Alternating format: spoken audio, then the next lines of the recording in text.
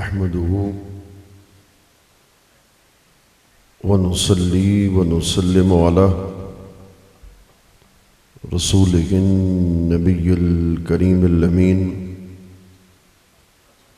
أما بعد فأعوذ بالله من الشيطان الرجيم بسم الله الرحمن الرحيم وترى الشمس إذا طلعت تزاور عن كهفهم ذات اليمين صدق اللہ العظیم۔ ایک مرتبہ بلند آواز سے درود و سلام، الصلاۃ والسلام۔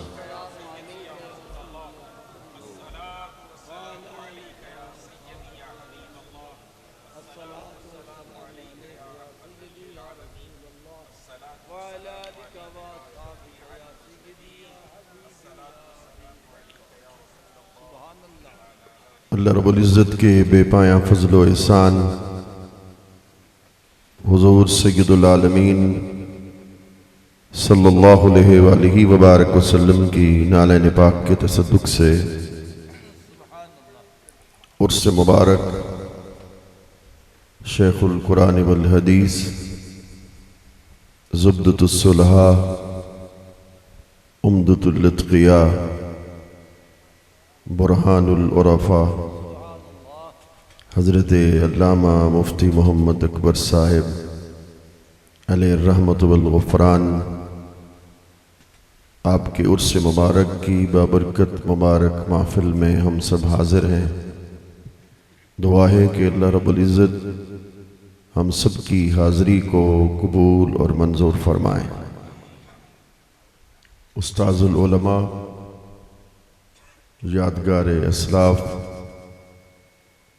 حضرت علامہ مفتی محمد عبداللہ صاحب زید شرفہ اور دیگر علماء کرام جلوگر ہیں، اللہ رب العزت سب کا سایہ عطفت و رحمت تا دیر سلامت فرمائے۔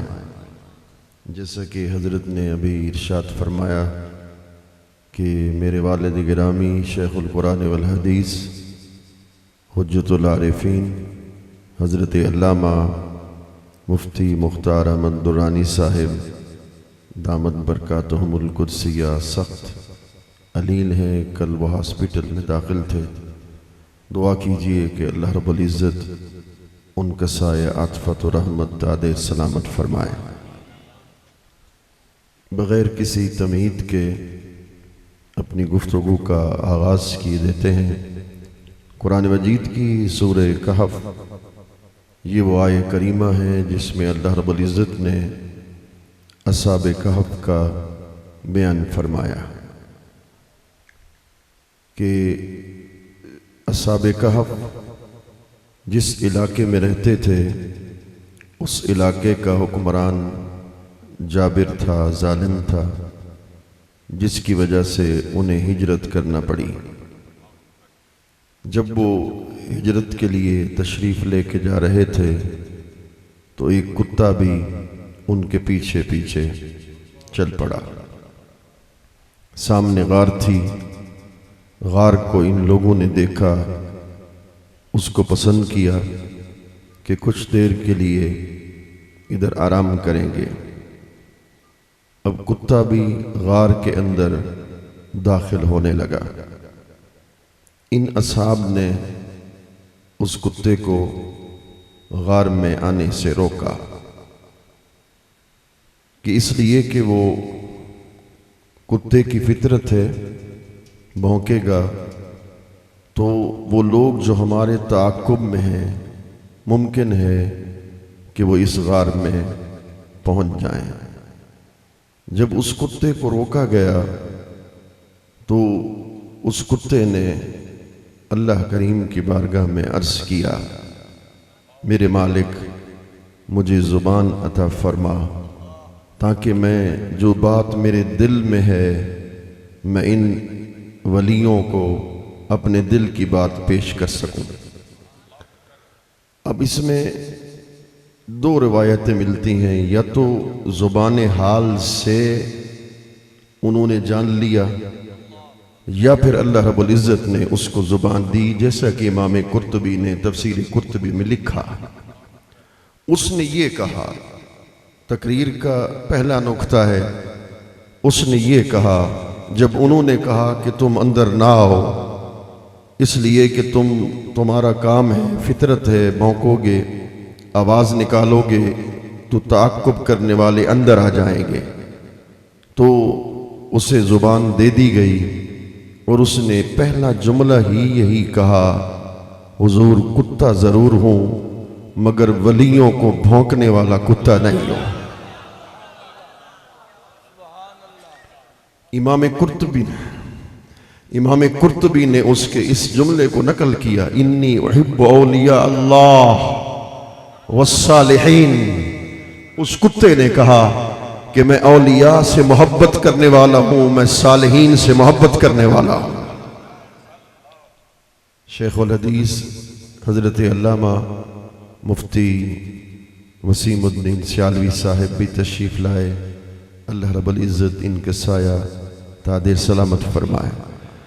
تو امام قرطبی کی تفسیر قرطبی کو اٹھائیے، اس نے کہا کہ میں اولیاء سے محبت کرنے والا ہوں، یعنی ایک جملہ قابل غور ہے۔ بعض کتے ایسے بھی ہوتے ہیں جو ولیوں کو بھونکنے والے ہوتے ہیں، اور بعض میں سے ایسے بھی ہوتے ہیں جو مالکوں کو بھونکنے والے نہیں ہوا کرتے۔ اس لیے اس نے کہا کہ میں کتا ضرور ہوں مگر میں ولیوں کو بھونکنے والا نہیں ہوں۔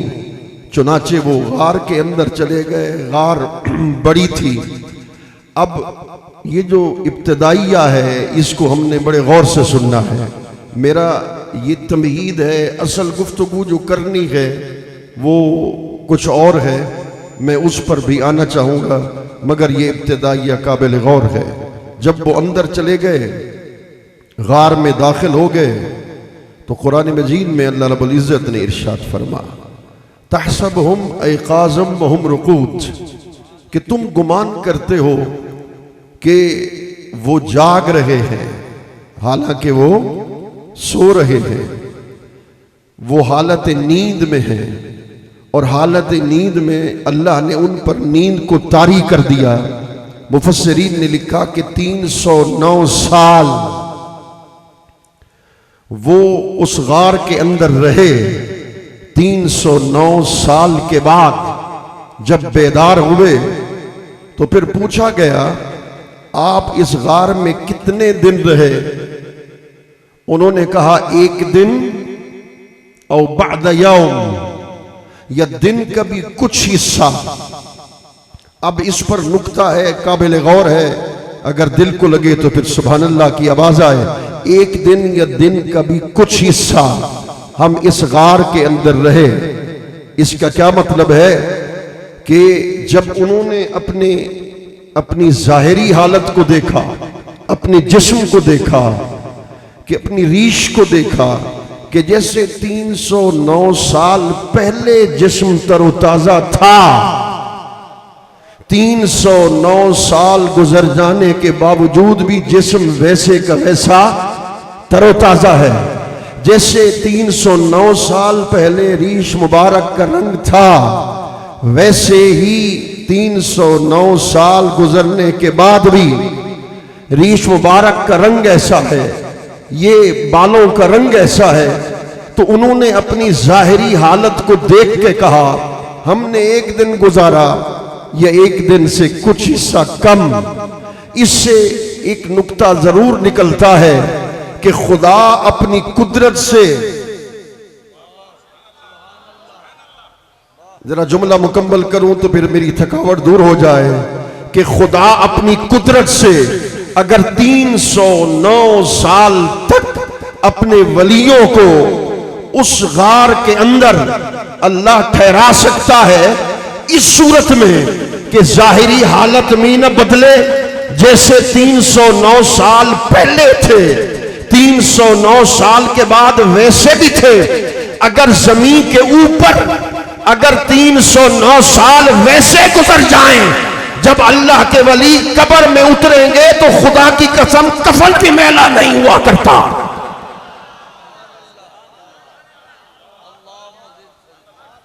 یہ بھی تو قدرت ہے اس رب کی کہ 309 سال تک ان کے کپڑوں پر مٹی کا نام و نشان تک نہیں تھا. جب وہ اللہ کے ولی اپنی مزارات میں جب جاتے ہیں تو پھر اس کی قدرت ہے, پھر وہ اپنی قدرت سے, اپنی توجہ رحمت سے, اپنے کرم سے ایسا کرم کر دیتا ہے کہ پھر ان کا کفن بھی میلا نہیں ہوا کرتا. تو پھر قرآن مجید میں اللہ رب العزت نے ارشاد فرمایا کہ جب وہ 309 سال رہے اس کے بعد وہ بیدار ہوئے. ایک دوسرا نکتہ, تیسرے نکتے کی طرف ہم بڑھتے ہیں. قرآن مجید میں اللہ رب العزت نے ارشاد فرما وَنُقَلِّبُهُمْ ذَاتَ الْيَمِينِ وَذَاتَ الشِّمَالِ. اللہ رب العزت فرماتے ہیں کہ ہم انہیں پلٹا کرتے تھے, کبھی دائیں جانب اور کبھی بائیں جانب. توجہ ہے نا؟ چلو مجھے تھکاوٹ ہے, آپ تو پھر تر و تازہ بیٹھے کہیں کہیے سبحان اللہ.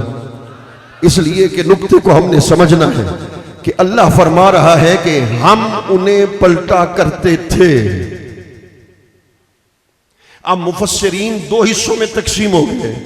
اکثر مفسرین نے لکھا کہ اللہ فرشتوں کو حکم دیتا تھا کہ تم ان کی دائیں کروٹ کو بدلو, کبھی بائیں کروٹ کو بدلتے تھے. حضرت عبداللہ بن عباس رضی اللہ تعالی عنہما نے ارشاد فرما 6 ماہ کے بعد یا 1 سال کے بعد ان کو دائیں کروٹ میں بدلا جاتا تھا یا بائیں کروٹ میں بدلا جاتا تھا. مگر ولیوں کی شان دیکھو, وہ جو کہتا ہے باب تشے کوئی نہیں, میں اسے ذرا بتا دینا چاہتا ہوں. قرآن کہہ رہا ہے نقلبہم, نقلبو کا جو فائل ہے وہ نحنو ہے. نحنو ضمیر ہے, ذات پہ دلالت کر رہی ہے. اس کا معنی ایک یہ بھی ہے کہ اللہ خود فرما رہا ہے ولیوں کی شان یہ ہے کہ اس کی کروٹیں ہم اپنی توجہ رحمت سے بدلا کرتے تھے. اللہ اپنی توجہ رحمت سے ان ولیوں کی کروٹوں کو بدلا کرتے تھے. یہ خدا کی رحمت. وَتَرَى الشَّمْسَ, اس وقت جب وہ غار کے اندر چلے گئے, غار بڑی تھی, سورج نے غار کے اوپر سے گزرنا تھا. جب غار کے اوپر سے گزرنا تھا, وہ غار میں جانے سے پہلے ذرا میری طرف دھیان کریں گے تو پھر بات سمجھ میں آ جائے گی. غار میں جانے سے پہلے سورج کا رستہ وہی تھا کہ وہ غار کے اوپر سے گزرا کرتا تھا. جیسے جہازوں کے رستے ہیں, وہ اپنے رستے پر چلتے ہیں. میں سمجھانے کے لیے عرض کر رہا ہوں, سورج کے چلنے کا رستہ وہی تھا جسے قرآن نے کہا والشمس تجری لمستقر لها ذالک تقدیر العزیز العلیم, کہ سورج اپنے مدار پہ چلتا ہے اور سورج کا اپنے مستقر پہ چلنا یہ اللہ کی تقدیر ہے. سورج کا اپنے مستقر پہ چلنا یہ اللہ کی کیا ہے؟ بولیں گے تو میں آگے چلوں گا. میرا سفر تو دیکھو. سورج کا یعنی اپنے آسان معنی کر دو, سورج کا اپنے رستے پہ چلنا یہ خدا کی کیا ہے؟ تقدیر ہے. یعنی غار میں جانے سے پہلے سورج اس غار کے اوپر چلتا تھا, اور اوپر چلنا خدا اسے اپنی تقدیر قرار دے رہا ہے. مگر جو ہی اللہ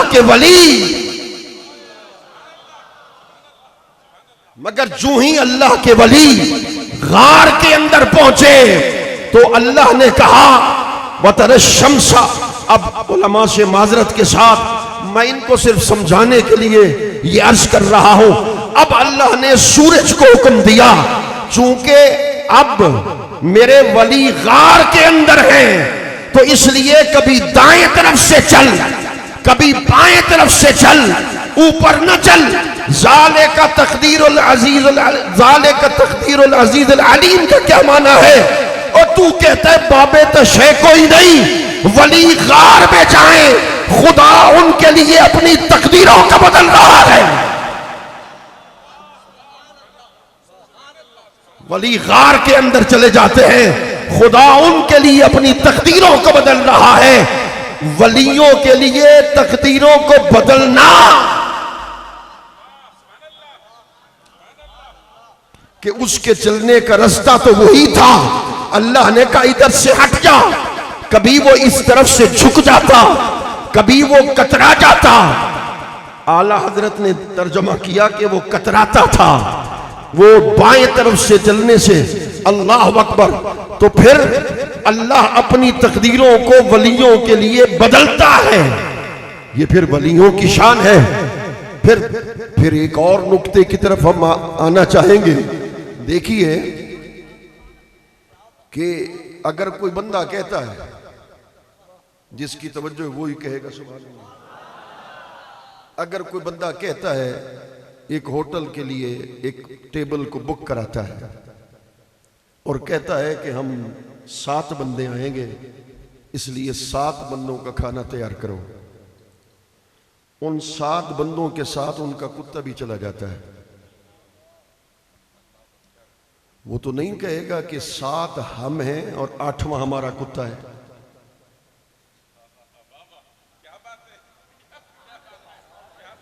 توجہ ہے، وہ تو نہیں کہے گا نا جی، وہ کہے گا 7 ہم ہیں تو ہمارے لیے کھانے کا بندوبست کرو، وہ تو نہیں کہے گا 7 ہم ہیں تو پھر 8واں ہمارا کتا ہے۔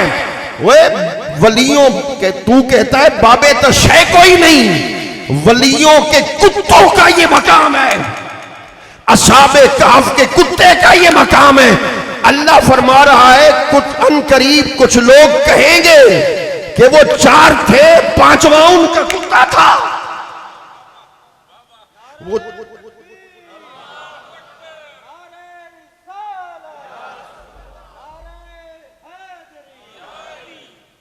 وہ 6 تھے تو 7واں ان کا کتا تھا، وہ 7 تھے تو 8واں ان کا کتا تھا۔ دیکھیے کتے کا ذکر ولیوں کے ساتھ آ رہا ہے، یعنی جس کی نسبت، جس کتے کی نسبت، اب یہ جملہ میں بڑی ذمہ داری کے ساتھ بول رہا ہوں، جس کتے کی نسبت ولیوں کے ساتھ قائم ہو جاتی ہے، اللہ ان کا ذکر کر دیتا ہے کہ وہ کہیں گے کہ 3 تھے تو 4تھا ان کا کتا تھا، وہ کہیں گے 4 تھے تو 5واں ان کا کتا تھا۔ تو ولیوں کا کتا پھر کتا بن کر جنت میں نہیں جائے گا، خدا کی عزت کی قسم۔ پھر اللہ پاک انہیں اسے انسان کا لباس پہنائیں گے۔ لباس پہنانے کی وجہ کیا؟ انسان کے لباس پہنانے کی وجہ کیا؟ اور میں یہاں روک رہا ہوں، یہ حضور کی بارگاہ میں ایک جملہ کہنے والا ہوں جو بڑا خوبصورت جملہ ہے، مجھے بڑا اچھا لگتا ہے۔ اللہ نے فرمایا نا کہ ہم ان کی کروٹوں کو بدلتے تھے، دائیں جانب کبھی بائیں جانب، 6 ماہ کے بعد یا سال کے بعد، این اسی وقت، این اسی وقت جب کتے کی کروٹ کو، جب کتے کی کروٹ بدلتی تھی، این اسی وقت جب ولیوں کی کروٹوں کو بدلا جاتا تھا دائیں جانب، تو کتا تو باہر بیٹھا تھا، وہ تو نہیں دیکھ رہا تھا کہ کروٹیں بدلی جا رہی ہیں۔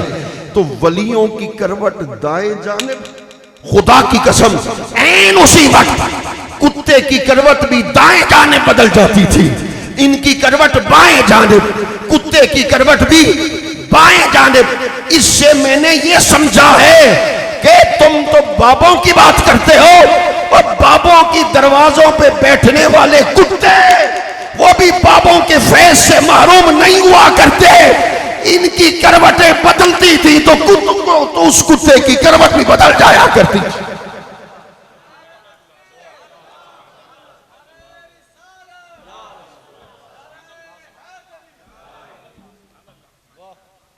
تو اس کا کیا مطلب ہے؟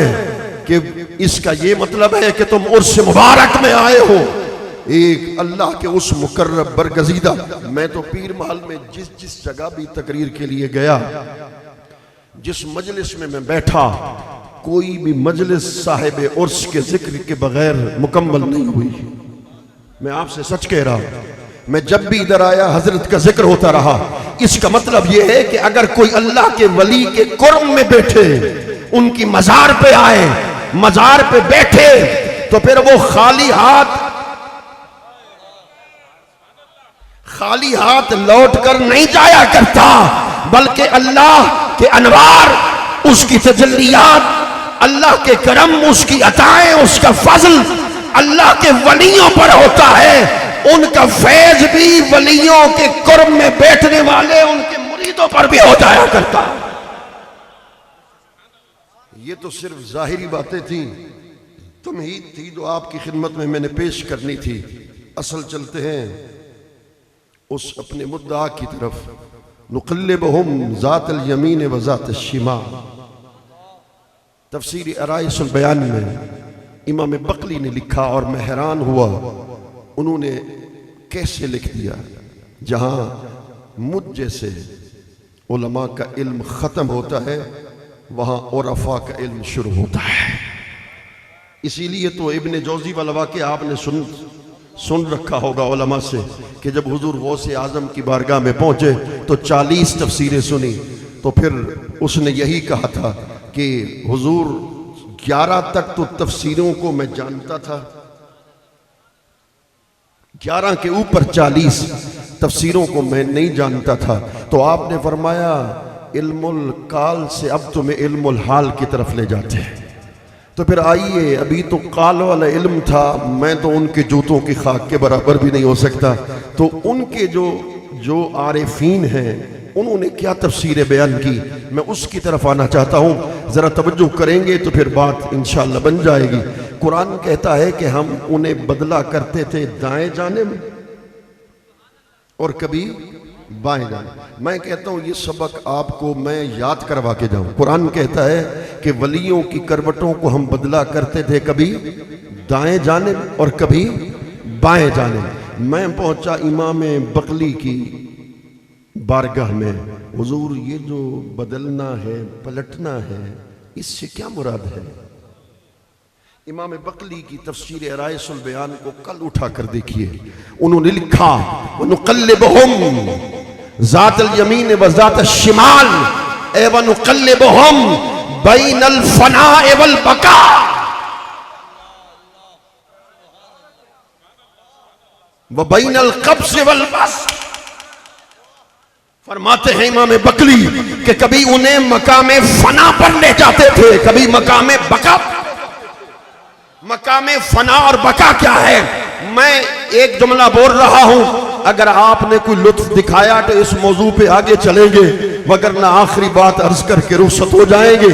مقام فنا کی طرف لے جاتے تھے، مقام بقا کی طرف لے جاتے تھے. ہاں 309 سال تک بغیر کھائے پیے.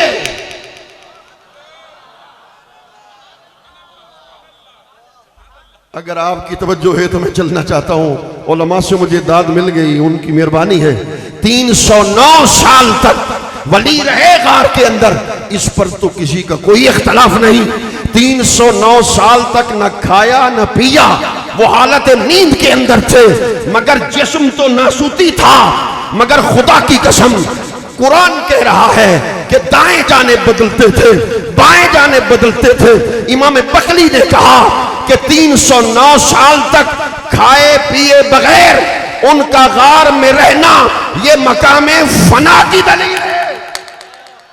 جب ولی مقام فنا پہ جاتا ہے جسم ملکوتی ہوتا ہے، جسم ناسوتی ہوتا ہے، مگر خصائص ملکوتی بن جایا کرتے. اسی لیے حضور غوث اعظم فرماتے ہیں میں نے 1 سال تک صرف پتے کھائے، پانی کا ایک گھونٹ نہ پی سکا. 1 سال تک صرف پانی پیا. اس کا کیا مطلب ہے؟ جب مقام فنا پر پہنچتے ہیں، حضور فنا تو کچھ بتاتے جائیے نا کہ فنا کس کو کہتے ہیں. بس فنا کا معنی یہ ہے، آسان سا مطلب یہ ہے کہ بہرسو جلوہ دلدار دیدم، بہرسو جلوہ دلدار دیدم، بہرسو جلوہ دلدار دیدم، بہر چیزیں جمال یار دیدم، بہر چیزیں، میں چشتی ہوں اور چشتی کا بیٹا ہوں، بہر سو جلوائے دلدار دیدم، بہر چیزیں جمال یار دیدم۔ جب اللہ ان کی آنکھوں میں اپنے حسن کے نور کا سرما لگا دیتا ہے، جب خدا ولیوں کی آنکھوں میں اپنے حسن کے فیض کا جب سرما لگا دیتا ہے، خدا کی قسم وہ جس کو دیکھتے ہیں، جس جگہ دیکھتے ہیں، جس طرف دیکھتے ہیں، انہیں غیر نظر نہیں آتا، بس بہر سو جلوہ دلدار دیدم، بہر چیزیں جمال یار دیدم، بہر سو جلوہ دلدار دیدم، بہر چیزیں جمال یار دیدم، جو خود رو بنگرم دیدم ہمونس جمال خود، جمال خود جمال یار دیدم۔ اور یہ کہو کہ بس شعر پڑھ رہا ہے، ایسی بات نہیں، ایسی بات نہیں۔ اس کو امام جلال الدین سیوطی نے بیان کیا، فرماتے ہیں الحاوی للفتاوی کے اندر، وَكَانَ الْمُوَاحِدُ الْحَقِّ،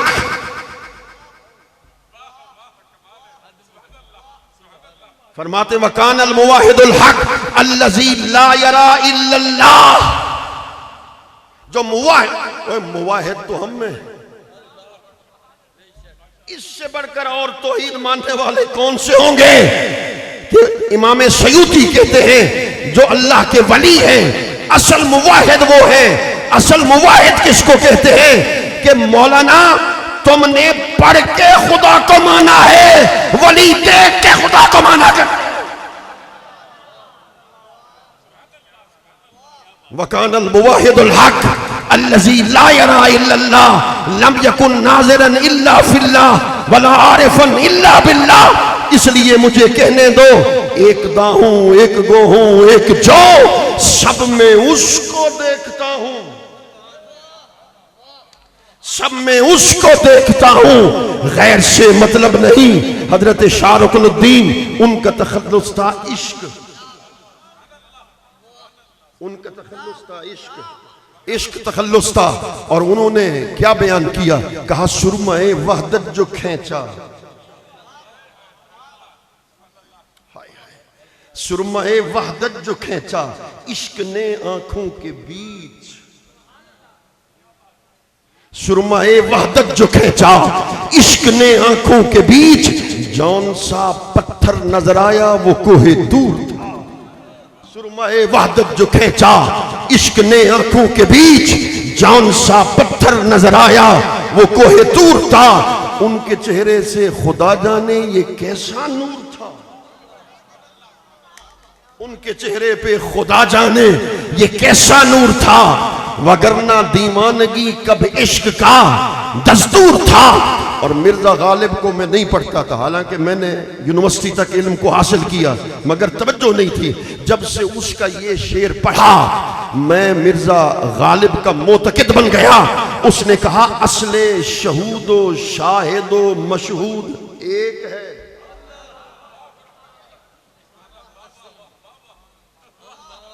مرزا غالب نے کہا اصل شہود و شاہد و مشہود ایک ہے۔ تو ذرا مجھے اجازت کر دو تو تھوڑا سا اس پر بات کرتا چلا جاؤں۔ یہ شاہد اور مشہود، اصل شہود و شاہد و مشہود ایک ہے۔ وہ کہنے لگے جب سرکار شب اسرا کا دلہا بن کر مکانوں سے اٹھ کر جب حضور لا مکان پہ داخل ہوئے، پھر دیدار ادھر بھی ہو سکتا تھا، پھر لا مقام پہ بلایا کیوں؟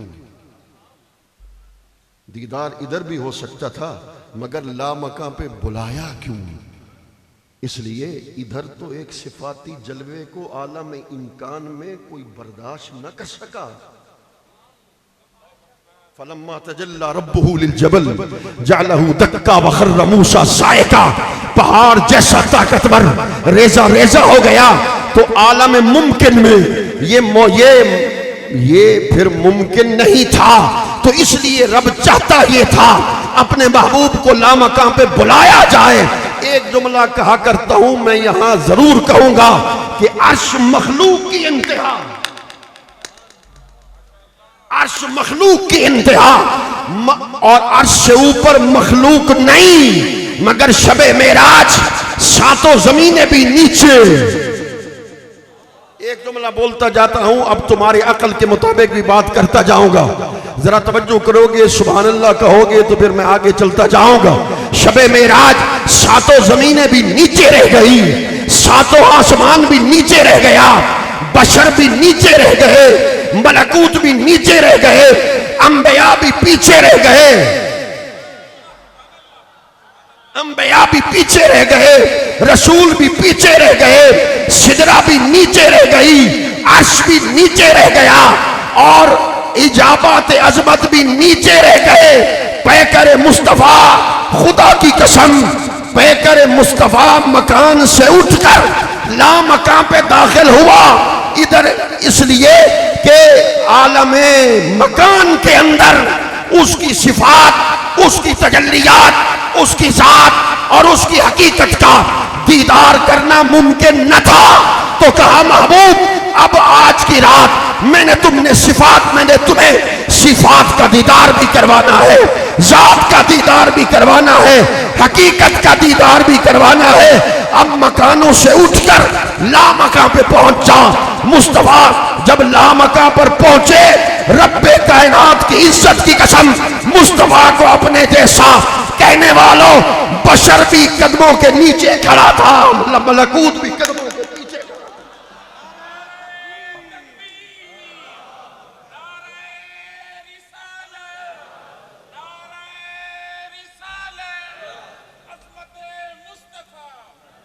عظمت مصطفیٰ، عظمت مصطفیٰ۔ عالم بشریت بھی پیچھے کھڑے تھی، عالم نور بھی پیچھے کھڑا تھا، نور کی مقدس ترین ہستی حضرت جبریل بھی سدرہ پر کھڑی رہ گئے۔ سدرہ پر جب رکے تو کہا گیا، حضور نے فرمایا چل آگے۔ اچھا ایک جملہ اگر کہہ دوں، اگر آپ کو پسند آ جائے، مجھے تو بڑا پسند ہے، تو حضور کو پہلے سے علم تھا یہ آگے نہیں جا سکتا، مگر پوچھا کیوں کہ آگے چل؟ جب علم تھا کہ وہ آگے نہیں بڑھ سکتا، نمبر ایک۔ نمبر دو، اللہ اکبر، پھر میرے کریم آقا نے فرمایا تیری کو خواہش ہو تو بتا۔ اس نے کہا خواہش ہے، آرزو ہے۔ آرزو دیکھو جبریل کی علیہ السلام، ان کی آرزو دیکھو، خواہش یہ کہ قیامت کا سما ہو، پل صراط ہو، ایک طرف آپ کھڑے ہوں اور پل پر اپنے پروں کو بچھاؤں، آپ کے غلام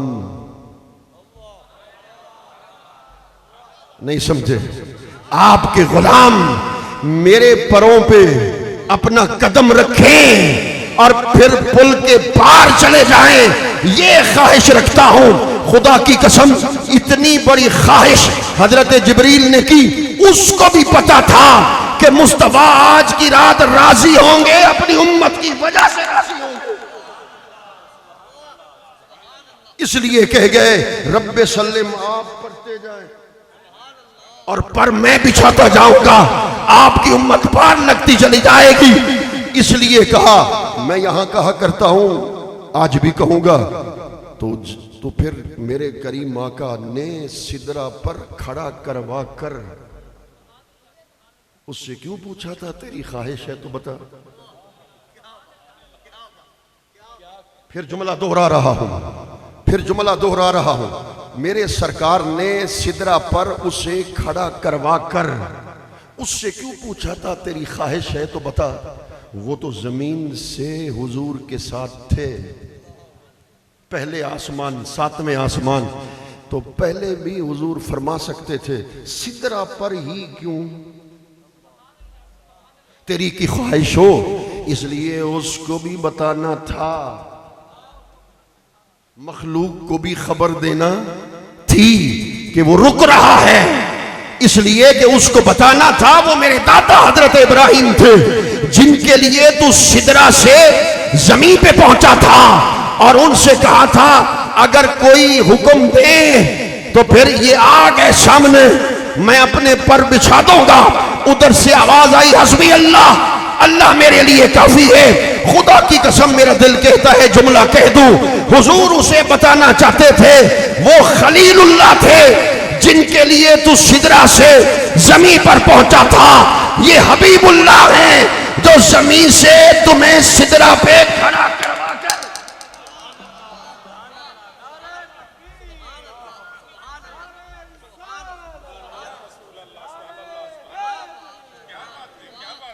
تو پھر کہنے دیجئے جبریل امی خادم دربان محمد، ہاں اسے بتانا تھا کہ پھر ان کے لیے تو زمین پر پہنچا تھا، مگر مصطفیٰ کریم کی شان یہ ہے کہ جو زمین سے آئے ہیں سدرہ پر جو تیرا گھر ہے۔ چلو ایک جملہ اگر میں کہہ دوں تو اس کی ذمہ داری میں لیتا ہوں، اس کی ذمہ داری میں لیتا ہوں، علماء کی موجودگی میں سودا ہے، یعنی اس کے گھر حضور نے پہنچا کر، جبریل امی کے گھر پہنچا کر پوچھا۔ اللہ اکبر، میرے کریم آقا صلی اللہ علیہ وآلہ وبارک وسلم۔ پھر حضور اوپر چلے، پھر لامکاں پر پہنچے۔ ایک جملہ ادھر میں کہتا ہوں، میں آج بھی آپ کی خدمت میں پیش کرتا جاؤں گا۔ یہ جب پہلی مرتبہ صاحبزادہ سعد الدین صاحب نے مجھے حکم دیا تھا کہ تم نے آنا ہے، تو مجھے جب میں انٹرچینج سے نیچے اترا میں نے 4-5 جگہ سے پوچھا مدرسہ کہاں ہے، مسجد کہاں ہے، تو 4-5 جگہ سے پوچھتے ہوئے ہم اس جگہ پر پہنچے۔ تو ادھر تو سدرہ پر تو جبریل رکا کہ آگے تو اللہ کے انوار ہیں، میرے اندر وہ طاقت نہیں کہ اللہ کے انوار کو میں دیکھ سکوں، میرے اندر قوت نہیں۔ عالم انوار کا فرد عظیم کہہ رہا ہے،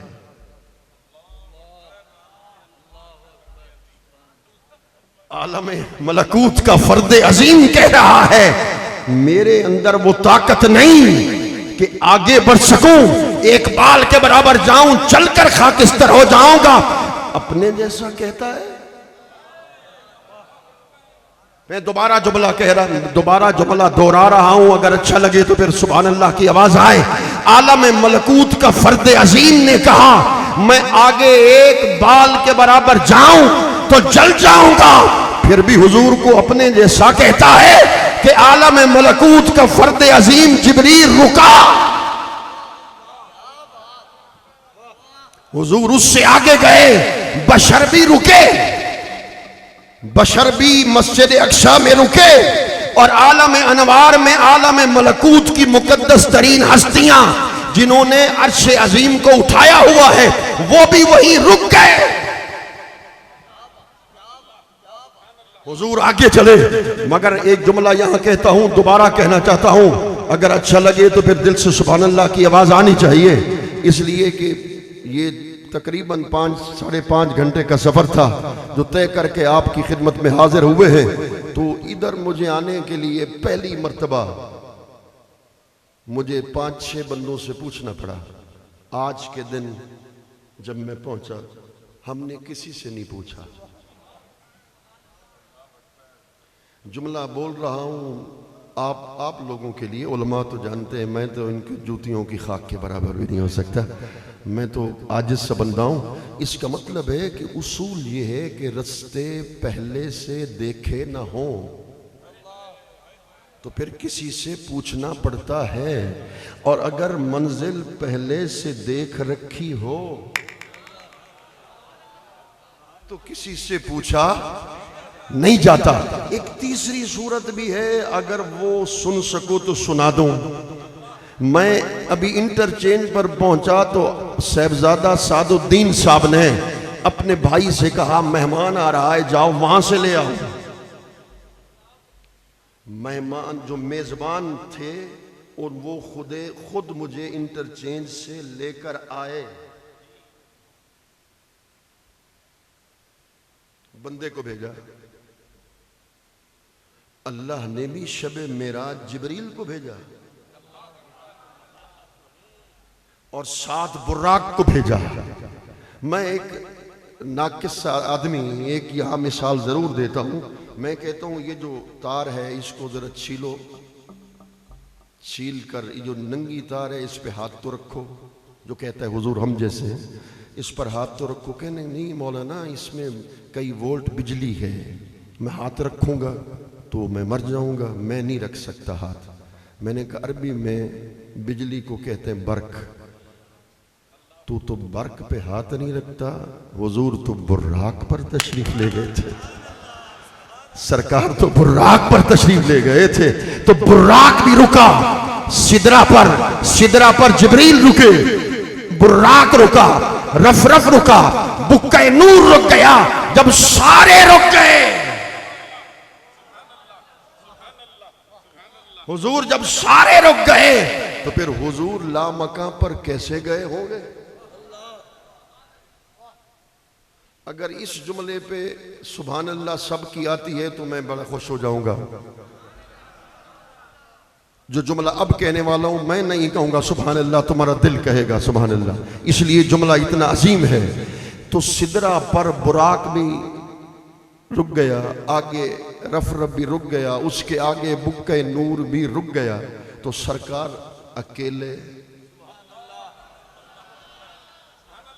ابھی جملہ مکمل نہیں ہو, آدھا جملہ ہے. حضور اکیلے لا مکان تک کیسے پہنچے؟ جب سواری تو کوئی نہیں تھی تو حضور لا مکان پر کیسے پہنچے؟ تو دو ہی طریقے ہو سکتے ہیں, فتووں سے نہیں ڈرتے حضور. دو ہی طریقے ہو سکتے ہیں, یا تو رستے وہاں تک, یا تو آگے سے لا مکان تک رستے پہلے سے دیکھ رکھے تھے, چونکہ وہ آئے بھی وہاں سے تھے. وہ غیب الغیب دے دیسوں آیا. میرے پیر فرید نے کہا وہ غیب الغیب دے دیسوں آیا. ہاں حضور کے جو اصل وطن ہے وہ غیب الغیب ہے, وہ لامکاں ہے. بشریت کا دیش مکہ ہے یا مدینہ ہے, مگر مصطفیٰ کی نورانیت اور حقیقت کا دیش وہ خود لامکاں ہے. یا تو رستے پہلے سے دیکھ رکھے تھے تو پھر آگے خود بخود چلے گئے, یا پھر دوسری صورت یوں ہو سکتی ہے کہ جو بلانے والا تھا وہی خود لے جانے والا تھا. جو بلانے والا تھا وہی خود لے جانے والا تھا. کوئی مجھ سے پوچھے مولانا یہاں دلیل تو دو, میں نے کہا قرآن سے دلیل دے رہا ہوں. ثم دنا فتدلی, علامہ خاضر نے لکھا فی الکلام تقدیما و تاخیرا, اس کلام میں تقدیم ہے تاخیر ہے. علماء بیٹھے ہیں الفاظ جتنے حروف جتنے زیادہ ہوں گے معنی میں اتنی, یا پھر بالفاظ دیگر حروف جتنا زیادہ ہوں گے قرب بھی اتنا زیادہ ہوگا, حروف جتنے کم ہوں گے قرب بھی اتنا کم ہوگا. ثم دنا فتدلی, علامہ خاضر نے لکھا معنی کے لحاظ سے یوں پر ثم تدلی فدنا, معنی کے لحاظ سے یوں پر ثم تدلی فدنا. تدلی کا فاعل خدا کی ذات ہے. اور پھر حضرت ابن عباس, میں کروڑ بار قربان ہو جاؤں حضرت عبداللہ بن عباس کے اس جملے پر, وہ تدلی کا معنی کرتے ہیں, تدلی کا معنی کرتے ہیں النزول الی محمد.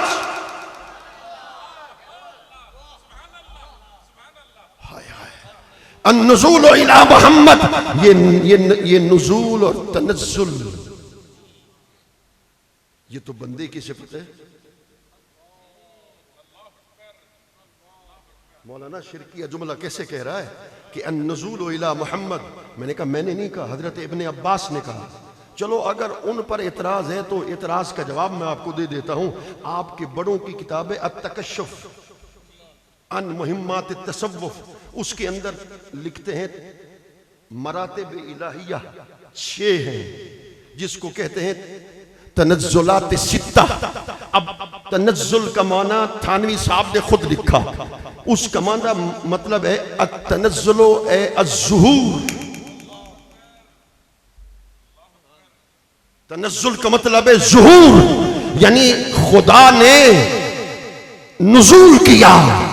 یہ نزول، یہی نزول بھی ہے، یہی تنزل بھی ہے، یہی استقبال بھی. اس کو جس سے تعبیر کر لو تو پھر اللہ اکبر. میرے کریم آقا صلی اللہ علیہ وآلہ وبارک وسلم جب لامکاں پہ پہنچے، میں تقریر کے اختتام کی طرف بڑھنا چاہتا ہوں، جب حضور لامکاں پر پہنچے تو پھر لامکاں پر پہنچنے کے بعد وہ حضرت نصیر ملت کا ایک شعر مجھے پسند ہے، میں کہتا ہوں وہ پڑھ دوں ذرا تھوڑا سا ذوق پیدا ہو جائے. وہ کہتے ہیں جلوہ حسن حقیقت کی ضیا باری میں. اب اس کا ترجمہ میں نہیں کروں گا، آپ خود سمجھ جائیں گے. جلوہ حسن حقیقت کی ضیا باری میں. چلو ترجمہ کر دیتا ہوں. جیسے کوئی مہمان نے آنا ہو تو اس کے استقبال کے لیے بڑے بڑے آپ لوگوں کو لے آئیں، مگر بھینی بھینی ہلکی سی بارش ہو جائے، موسم سہانا ہو جائے اور محب محبوب کو دیکھے تو ادھر شاہ نصیر ملت فرما گئے جلوہ حسن حقیقت کی ضیا باری میں. ادھر لا مکان پر اللہ نے اپنے انوار و تجلیات کی بارش کرا دی. جلوہ حسن حقیقت کی ضیا باری میں اپنے شاہکار کو دیکھے گا خدا آج کی رات. جلوہ حسن حقیقت کی ضیا باری میں اپنے شاہکار کو دیکھے گا خدا آج کی رات. حضرت شیخ الحدیث صاحب کے لیے یہ جو اب شعر وہ پڑھ رہا ہوں، یہ دونوں کو ملائیں گے مسئلہ سمجھ میں آ جائے گا. جلوہ حسن محمد کی ضیا باری میں، جلوہ حسن محمد کی ضیا باری میں بن گئی مطلع انوار سحر آج کی رات. جب میرے سرکار لامکاں پر پہنچے تو پھر تنزل ہوا، قرب ہوا، اپنے محبوب کو قریب کیا. پھر ایسا قریب کیا، قرب صفات بھی دیا، قرب ذات بھی دیا.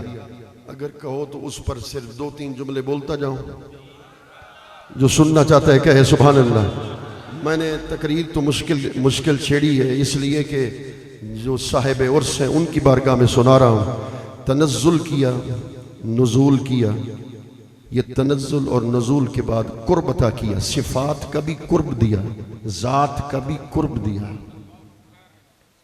جب صفات کا قرب دیا تو پھر امام بقلی ادھر لکھ گئے، بڑا خوب جملہ لکھ گئے، کہنے لگے فلما دنا رسول اللہ صلی اللہ علیہ وسلم اللہ کی صفات کے قریب ہو گئے. کاد ان یکف فی سیرہ بلذت الصفات.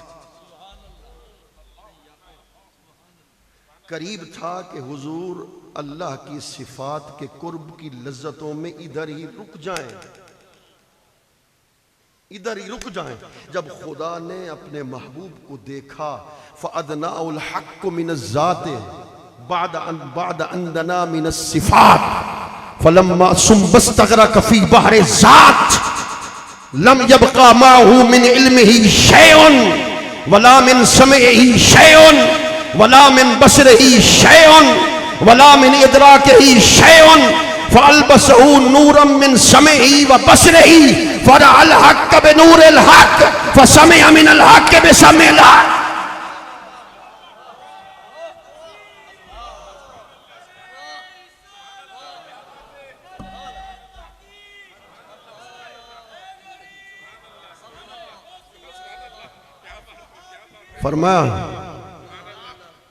فرمایا جب قرب صفات دیا، جب قرب صفات دیا قریب تھا کہ حضور اپنے سفر کو یہی روک دے، مگر ادھر سے آواز آئی محبوب آگے ذات بھی ہے.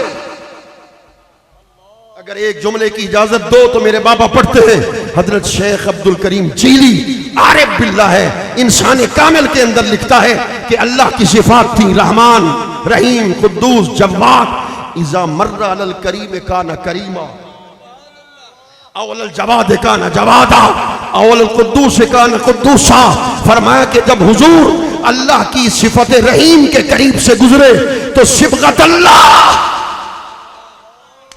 رحیمیت کا رنگ چڑھ گیا, کریمیت کا رنگ چڑھ گیا, اور پھر جوادیت کا رنگ چڑھ گیا. سارے رنگ اللہ کی صفات کے فیض کے حضور کی ذات پہ چڑھتے گئے.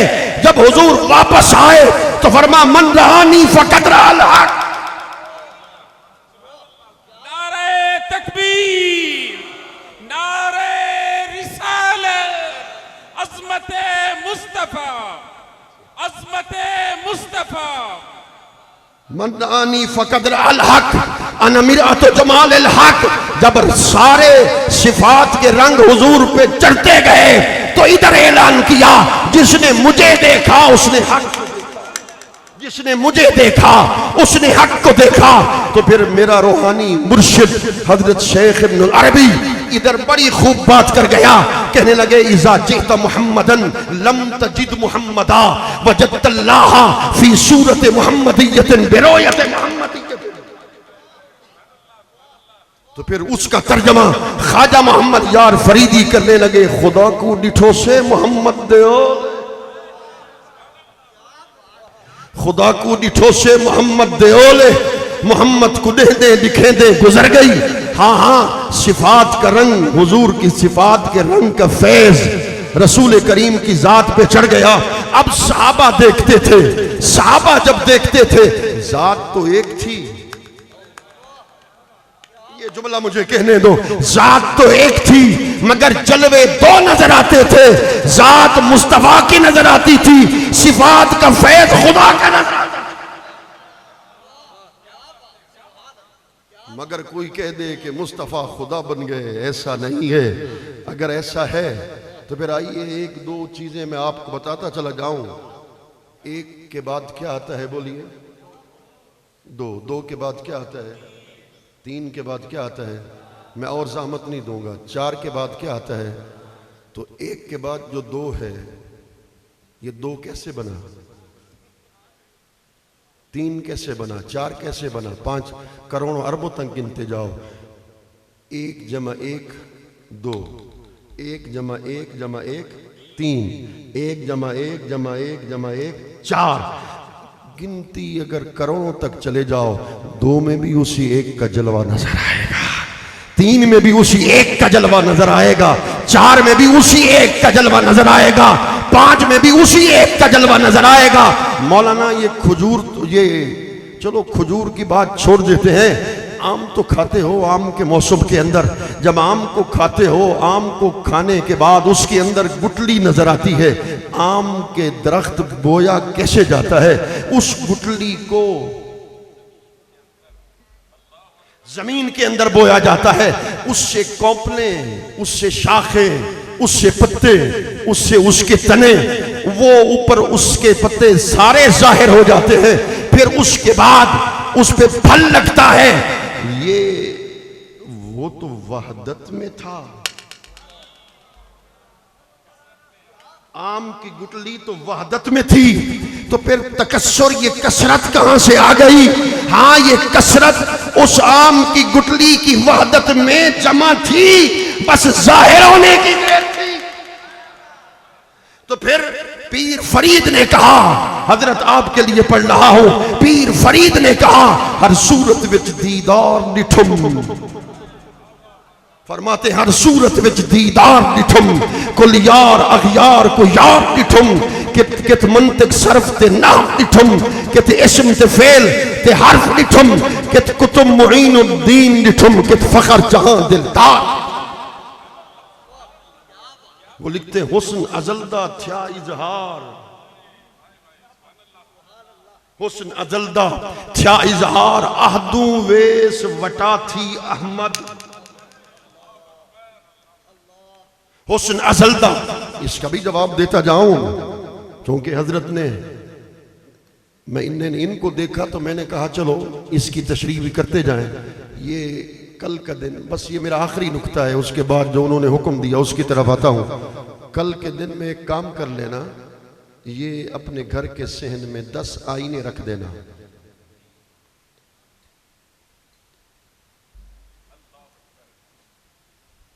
وہ حضرت شیخ اکبر پر حضور سب سے بڑا بہتان یہ لگاتے ہیں کہ وہ حلول کے قائل ہیں. انہوں نے تو کہا والعبد عبد ان تعرج والرب رب وان تنزل. ادھر کہاں سے حلول آ گیا؟ حلول کہاں سے آ گیا؟ حلول کے قائل ہم نہیں. کہنے لگے کیسے؟ میں نے کہا آئینے 10 رکھ دو، 10 آئینوں میں دیکھو گے تو سورج 10 آئینوں میں نظر آئے گا. 10 آئینوں میں. اب سوال آپ سے کر رہا ہوں چونکہ حساس معاملہ ہے اس لیے اس کو واضح کرنا ضروری تھا. یہ جو 10 آئینوں میں سورج آپ کو نظر آ رہا ہے، سورج نے اس میں حلول کیا؟ حلول تو ممکن نہیں.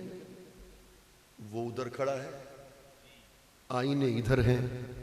کیا آئینہ سورج بن گیا؟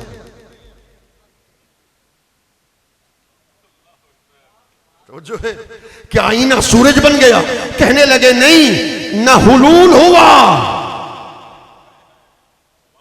نہ آئینہ سورج بنا، ظہور ہوا. وہ کہتے ہیں ہم بھی یہی کہتے ہیں، آئینہ آئینہ رہا، سورج سورج رہا، مصطفیٰ مصطفیٰ رہے، خدا خدا.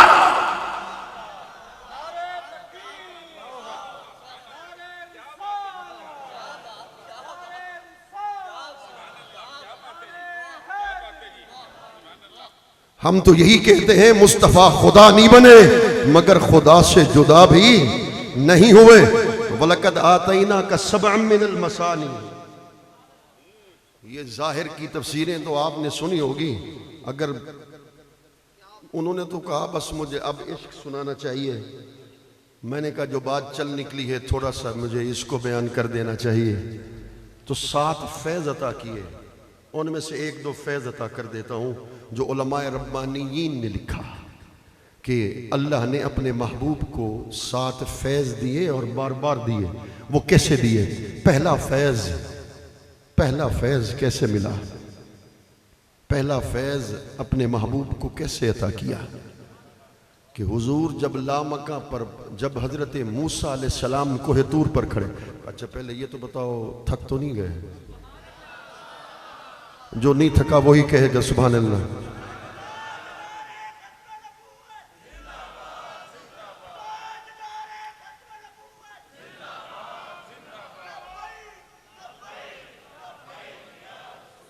چلو انہوں نے تاجدار ختم نبوت کا نعرہ لگایا تو ایک جملہ مجھے بھی کہنے دو. ایک جملہ مجھے، میں نے کہا الیوم اکملت لکم دینکم اتممت علیکم نعمتی. اللہ نے فرمایا آج کے دن آپ پر دین کو مکمل کر دیا، اپنی نعمتوں کو آپ پر مکمل تمام کر دیا. دین بھی مکمل. توجہ ہے، اب تو سبحان اللہ کہنا بنتا ہے، وہ تو مشکل باتیں تھیں. دین بھی مکمل، نعمت بھی مکمل. جب دین بھی مکمل، نعمت بھی مکمل، اب کون سا دین آئے گا؟ اس لیے علامہ خازن نے اس کے تحت لکھا لأن شریعتہم باقیۃ الی قیام الساعہ. رسول اللہ صلی اللہ علیہ وسلم کی شریعت اب قیامت تک رہے گی. مصطفیٰ کریم کی شریعت کا جھنڈا قیامت تک رہے گا. نہ کوئی دین اور آئے گا، نہ کوئی نبی اور آئے گا، نہ کوئی رسول آئے گا. جب دین مکمل ہے تو پھر مصطفیٰ کریم کے بعد نہ کوئی نبی آ سکتا ہے، نہ کوئی رسول آ سکتا ہے.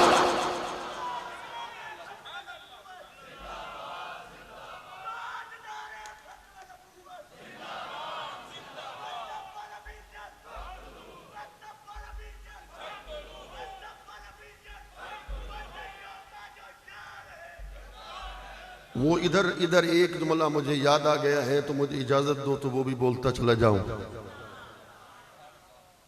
کأنک قد خلقت کما تشاء. یہ حدیث تقریری ہے. حضور نے سنا خاموش رہ گئے تو اس کا کیا مطلب ہے؟ کأنک قد خلقت کما تشاء. فرمایا جیسے محبوب آپ چاہتے گئے ویسے وہ صورت بشری بناتا گیا. ایک جملہ بڑا خوب ہے، خوبصورت ہے. اب ساری تقریر آپ سے کرنی ہے. وہ ایک دو نکتے رہ گئے، اگر پھر وہ وقت ملا تو اس کی طرف آ جاؤں گا. اب ساری تقریر آپ سے کرنی ہے تو کأنک قد خلقت کما تشاء، جیسے آپ چاہتے گئے ویسے خدا بناتا گیا۔ حضور خاموش رہے۔ اس کا کیا مطلب؟ حضرت آدم کی صورت کو بنایا اپنی چاہت سے، اپنی مرضی سے۔ حضرت عیسیٰ علیہ السلام تک سارے نبیوں کی صورت کو بنایا اپنی مرضی سے۔ جب چاہت کے بنانے کا وقت آیا، چلو چاہت کے لباس بشری کے تخلیق کا وقت آیا، کہنے لگے یہ تم نے کہاں سے نکالیا؟ میں نے کہا علماء کے سامنے ہاتھ جوڑ کے کہہ رہا ہوں، انما امرہ اذا اراد شیئا شاء یشاء شیئا، جب اس نے اپنی چاہت کو بنانا چاہا تو پھر کیا کہا؟ محبوب سارے نبیوں کی صورتوں کو، توجہ ہے، اب اگر سبحان اللہ نہیں کہو گے تو پھر کب کہو گے؟ یہ سبحان اللہ اتنی آواز میں آنا چاہیے میری ساری تھکاوٹ دور ہو جائے۔ حضرت آدم سے لے کر حضرت عیسیٰ علیہ السلام تک سارے نبیوں کے لباس بشری کو بنایا خدا نے اپنی چاہت سے۔ حضور اس جملے پہ غور کرنا، سارے نبیوں کی صورتوں کو بنایا اپنی چاہت سے۔ جب اپنی چاہت کی، اب جملہ دوبارہ دوہرا رہا ہوں، جب اپنی چاہت کے لباس بشری کے بنانے کا وقت آیا، محبوب وہاں میری چاہت تھی، یہاں تیری چاہت ہے۔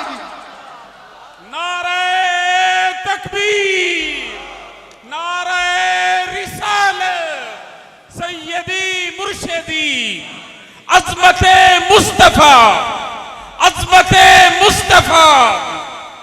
وہاں تیری چاہت تھی محبوب، یہاں وہاں میری چاہت تھی، یہاں تیری چاہت چلے گی۔ حضور نے جیسے چاہا ویسے ابرو بن گئے، حضور نے جیسے چاہا ویسے رخسار بن گئے، حضور نے جیسے چاہا ویسے زلفیں بن گئیں۔ ذرا ایک سوال، یہاں سوال کا جواب نہیں دے سکتا، سوال کا جواب عام معاشرے میں، عام بندوں میں نہیں دے سکتا۔ حضور میں سے مثال دے رہا ہوں، وگرنہ خدا کی ذات ہر مثال سے کیا ہے؟ ماورا ہے۔ کوئی مصور جب تصویر بناتا ہے، باجوہ صاحب، کوئی مصور تصویر بناتا ہے، میں اپنی بات، وہ جو تصویر ہے شرعاً اس کو بنانا جائز ہے ناجائز الگ بات ہے۔ میں گیا ایک مصور کے، مثلاً مثال دے رہا ہوں، میں گیا مصور کے پاس، کوئی بندہ مجھے لے گیا، یہ تصویریں اچھی بناتا ہے، اس نے کہا مظہر مختار کی تصویر بنا۔ میں تو گھر بیٹھا ہوں، وہ میری تصویر کیسے بنائے گا؟ وہ کہے گا لے آؤ اس کو، وہ مجھے لے گیا تو اس نے مجھے دیکھ کر، اس نے مجھے دیکھ کر میری تصویر کو ہو بہو بنا دیا۔ جب لباس بشر کو بنایا جا رہا تھا، سامنے تو بے صورت بیٹھا تھا،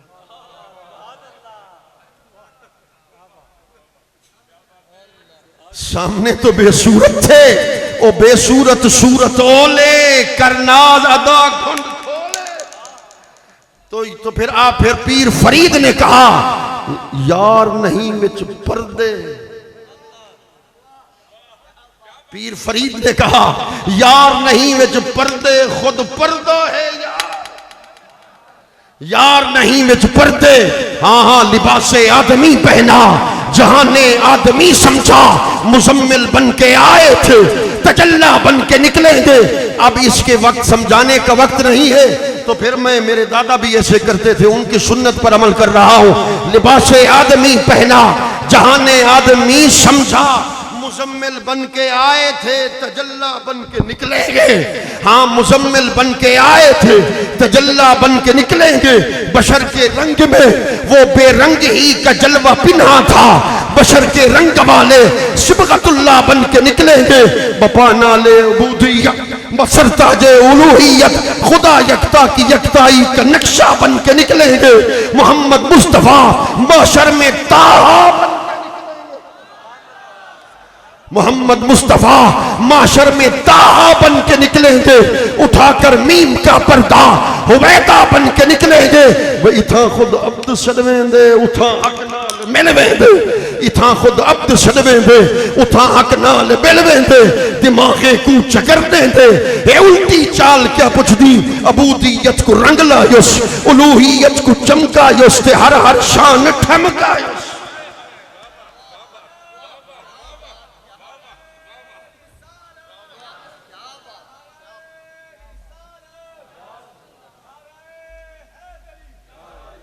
ایک جملہ میں نے پہلے بھی آپ کو سنایا تھا، اگر اجازت دو تو وہ زبان پر کھڑا ہے کہہ دوں۔ کہنے لگے حسین ایسے کہ جن کو دیکھ کر یوسف بھی محشر میں،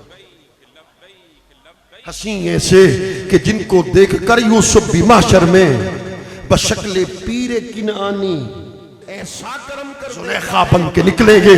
اس کا معنی یہ ہے کہ حضرت یوسف آگے آگے ہوتے تھے، حضرت زلیخا پیچھے پیچھے بھاگا کرتی تھی، کہ جس گلی میں جس جگہ پر حضرت یوسف ہوتے زلیخا کی نگاہ وہاں ٹک جاتی تھی۔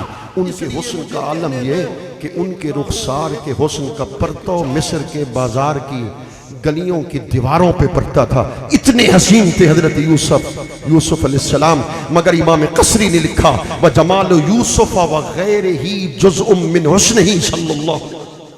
حسین ایسے کہ جن کو دیکھ کر یوسف بھی معاشر میں بشکل پیر کنعانی زلیخا بن کے نکلیں گے۔ کہنے لگے اس دنیا میں حضرت یوسف علیہ السلام کے زمانے میں آپ آگے آگے ہوتے تھے، حضرت زلیخا پیچھے پیچھے ہوا کرتی تھی، مگر قیامت کا منظر عجب منظر ہوگا، مصطفیٰ آگے آگے ہوں گے، حضرت یوسف پیچھے پیچھے ہو جائیں۔ کہنے لگے عشق میں بات کو ختم کر دینا، وہ 7 فیض کون سے عطا کیے اس پر جو عرفا نے لکھا، کبھی وقت ملا تو بتا دوں گا، اگر کہیں تو ایک جھلک صرف آپ کو بتاتا چلا جاؤں۔ کہنے لگے کہ جب حضرت موسیٰ سے کلام کیا، تو کلام سے پردہ ہٹایا، رب ارنی انظر الیک لن ترانی، یہ سارے جملے ہیں نا، کلام سے پردہ ہٹا دیا۔ کیا کچھ حضرت موسیٰ نے کہا علیہ السلام، کیا کچھ ادھر سے آواز آئی، اگر وہ والی بات ادھر مطابقت رکھتی ہے تو کیوں نہ بیان کر دوں۔ تو پھر حضرت موسیٰ جب کوہ طور میں درخت کے قریب گئے تو آواز آئی تھی جوتیوں کو اتار۔ وہ کس کی آواز تھی؟ وہ تو پاک ہے، اس کی مرضی، جس آواز کے اندر کلام کر دے اس کی مرضی، جوتیوں کو اتار۔ جب اپنے آواز کا ظہور وہ درخت سے کروا سکتا ہے تو اپنے حسن کے جلووں کا فیض بھی چہرہ مصطفیٰ سے کرا سکتا ہے۔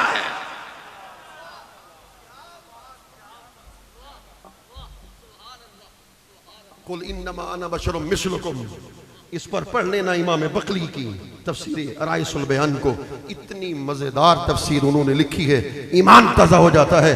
میں اس طرف جانا نہیں چاہتا، بس میرے آقا یہ سبھی عاشق بیٹھے ہیں اور عاشق کے عرس میں آئے بیٹھے ہیں۔ میں استغاثے میں 2 ہی چیزیں مانگتا ہوں۔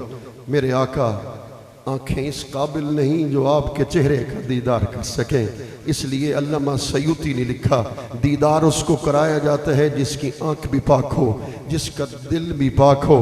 بس چاہتے یہ ہیں میرے آقا ایک رات تو آ جائیے نا، خواب میں اپنے چہرے کا دیدار کروا جائیے۔ میں کہتا ہوں تاکہ میں مظہر مختار قبر میں پہنچوں، فرشتے مجھ سے پوچھے من نبیک، میں فرشتوں کو جواب دے سکوں میں وہ ہوں جس نے عالم دنیا میں عالم خواب میں سرکار کا چہرے کا دیدار کر رکھا ہے۔ اس لیے چاہتا یہ ہے یک شب تو را مہماں کو نم، تاں جان و دل قرباں کو نم، جائے تو در چشماں کو نم، یار سپاہی ڈا آوس مادڑے کول، یار سپاہی ڈا آوس مادڑے کول، ایک لکھ دیں دی 2 لکھ دے سائیں ایک لکھ دیں دی 2 لکھ دے ساں سائیں ایک واری چاہ بول. اور پھر اگر یہ اس قابل نہیں تو پھر مدینے کی منظوری عطا کر دیجئے. جیسے پھر اعلی حضرت وہاں گئے, سامنے جالی مبارک ہے, بکارخ شہران رسول اللہ پریشانم پریشانم اغثنی یا رسول اللہ, شہاب کس نوازی کن طبیبا چارہ سازی کن, مریض درد اسیانم اغثنی یا رسول اللہ. پیر فرید نے ترجمہ کیا, منہ دھوڑ مٹی سر پائیم, سر ننگ نموز وجائیم, کوئی پچھن نویڑے آئیم, ہتو الٹا عالم کھلتا, کیا حال سنو دل دا, کوئی محرم راس نہ ملتا, کئی سانس طبیب کمامن سے پڑیاں جھول پلاوین, میرے دل دا بھیت نہ پاوین, میرے دل دا بھیت نہ پاوین, پوے فرق نہیں ہے کہ دل دا, کیا حال سنو دل دا, کوئی محرم راز نہ ملتا, دل پرند اگر تو تانگے, دل مدینے کی تانگ میں بیٹھا ہے, دل پرند اگر تو تانگے, جتا پینڈے سخت اڑانگے, نہ رہا فرید نہ لانگے, ہے بند بہو مشکل دا, کیا حال سنو دل دا, کوئی محرم راز نہ ملتا.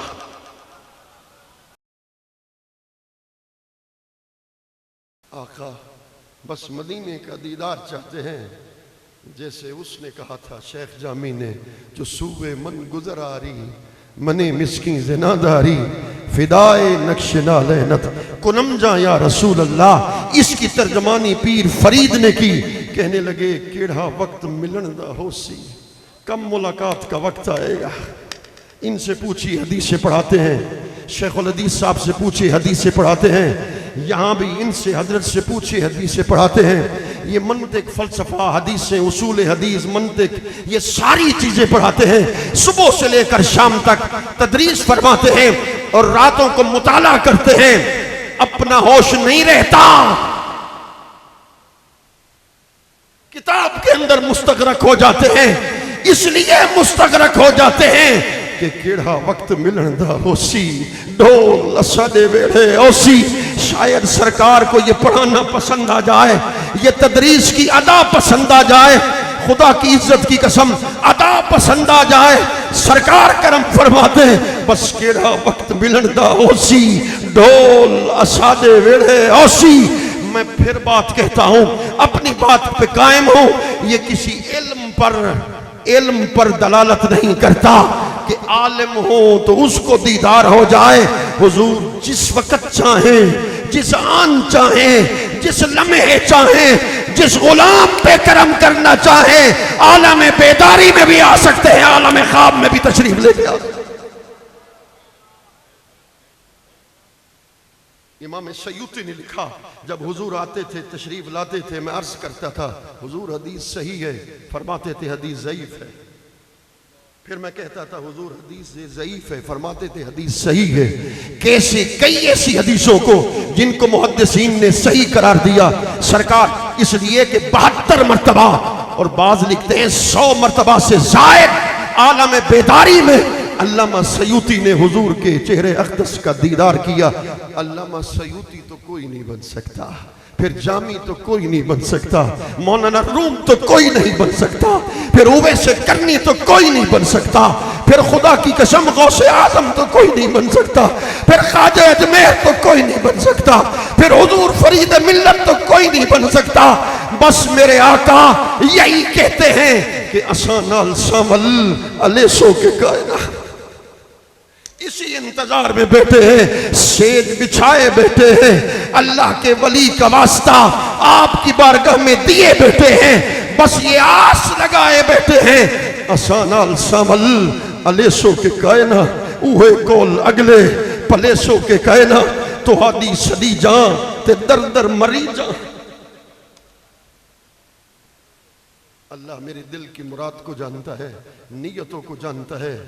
مجھے 30 سال ہو گئے اور 24 سال متواتر ہو گئے تقریریں کرتے, اس کے لیے کبھی تقریر نہیں کی. تقریر کس کے لیے کی؟ بس اسانال ساول علیسو کے کائنہ, اوہے کول اگلے. میں جب تھکا ہوتا ہوں, میں اپنی بات کر رہا ہوں, کوئی بڑائی بیان نہیں کرتا, جب تھکا ہوتا ہوں تو کوئی طالب علم میرے پاس آتا ہے, تمہیں دبا دوں تاکہ تمہاری تھکن اتر جائے. میں کہتا ہوں نہیں, اسے یوں رہنے دو. ایک استادوں نے مجھے کہا تھا, میں نے اس وقت سے لے کر آج تک اس پر عمل کیا. میں نے کہا نہیں, اسی تھکن میں مجھے حضور کی شان بیان کرنے دو, شاید یہی ادا حضور کو پسند آ جائے. کرم فرما دے میرے آقا, اساں نال ساول الیسو کے کہنا, اساں نال ساول الیسو کے کہنا, اوہے کول اگلے پلیسو کے کہنا, تہاڈی سدی جاں تے در در مری جاں. میرے آقا وہ حضرت پیر میر علی شاہ صاحب رحمت اللہ تعالیٰ علیہ تاجدار گولڈا جب مدینے پہنچے تو سرکار آپ نے ان پہ کرم کر دیا تھا. ہم میں سے تاجدار گولڈا تو وہ ایک تھے, ان کا واسطہ دیتے ہیں, بس یہی بات پہ بات کو ختم کیے دیتے ہیں. ایک بار تو آ جائیے, ایک بار تو کرم فرما جائیے کہ مظہر مختار بھی میرا بندہ ہے, مظہر مختار بھی میرا غلام ہے, یہ بھی میرا غلام ہے, یہ بھی میرا غلام ہے, وہ بھی میرا غلام ہے. بس اگر یہ سن لیا ہم نے, ہم سمجھیں گے کہ زندگی کی محنت کام آ گئی, رسول اللہ نے غلامی کو قبول کر لیا. ایک دنیا دار بندہ مجھے مسجد نبی میں ملا, اس سے میں نے سبق لیا, میں نے سبق لیا دنیا دار بندے سے.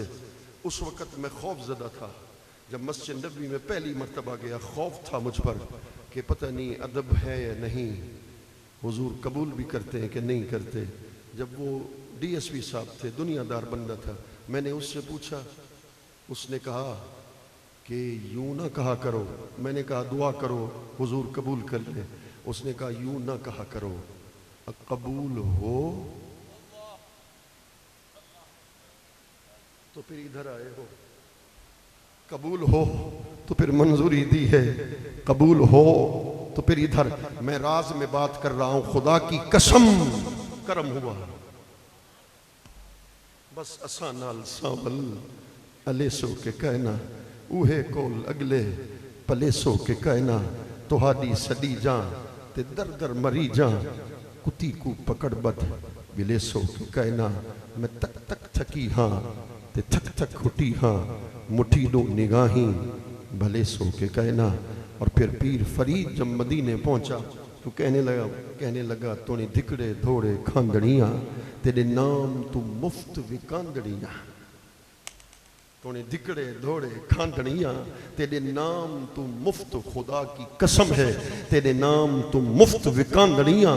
تیرے باندیاں دی میں باندڑیاں, تیرے درد کتیاں نال ادب. جب جامی مدینہ کے باہر کھڑے رہے تو کہا منظوری دے دے, نہ ملی. پھر کہا سگت را کاش جامی نام بودے کہ آمد بر زبانت گاہے گاہے. اپنی گلی میں پھرنے والے کسی ایک کتڑے کا نام جامی رکھ دیجئے, بس جامی جامی جامی جامی کر کے بلائیں گے. میں خوش نصیب ہوں گا کہ میرا نام تو آپ کے لبوں پہ آ گیا. حضور اگر یہ بھی کرم نہیں فرماتے تو اتنے کرم کا حقدار تو میں ہوں. ساری زندگی آپ کی نعتیں لکھی ہیں. دم آخر نمائی جلوہ دیدار جامی را, جب جامی کی موت کا وقت قریب ہو, پتلی بند ہو رہی ہو, روح قبض ہونے کو آ رہی ہو, جامی چاہتا یہ ہے کہ پتلی بعد میں بند ہو, پردے ہٹیں اور چہرہ مصطفیٰ نگاہوں کے سامنے ہو جائے. ترجمہ کرتے ہیں پیر فرید, اب کیا کسی سے کام, تجھے دیکھنے کے بعد سب کو میرا سلام. تجھے دیکھنے کے بعد جس کو تیری نگاہ نے مخمور کر دیا, اب کیا کرے گا جام. تجھے دیکھنے کے بعد دل سے یہی دعا ہے تمہارے فرید کی, دل سے یہی دعا ہے تمہارے فرید کی, ہو زندگی کی شام تجھے دیکھنے کے بعد. اللہ کریم ہم سب کے حال پہ لطف و کرم فرمائے, عشق رسول عطا فرمائے, حب رسول کی نعمت سے مالا مال فرمائے, صاحب عرس کے روحانی فیضان سے اللہ ہم سب کو مستفید فرمائے. وما علینا الا